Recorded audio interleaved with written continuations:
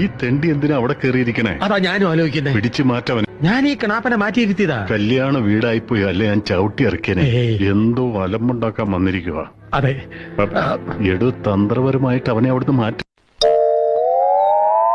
ചേട്ടാ ചേട്ടാ കാട്ടോർമ്മ ചേട്ടാ,